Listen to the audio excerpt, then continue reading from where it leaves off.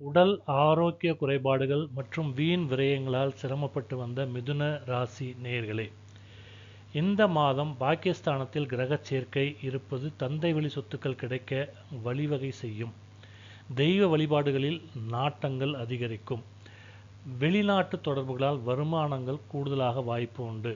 கடன் வாங்குவதை குறைத்து கொண்டு சிக்கனமாக இருக்க முயற்சிப்பீர்கள். வேலை தொழில் சம்பந்தமாக 10ல் சனி இருப்பதால் கூடுதல் கவனம் தேவை.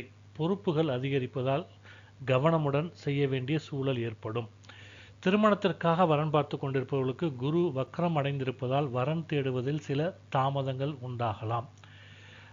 தனுர் லக்னத்தில் மாந்தியுடன் மாதம் பிறந்திருப்பதால் வாகன பயணங்களில் சற்று கவனமாக இருக்க வேண்டும். மிதவேகம் மிக நன்று. புதன்கிழமை தோறும் விஷ்ணு கோவில் சென்று துளசி மாலை சாற்று பெருமாளை வழிபடுவது சிறப்பான பலன்களை தரும்.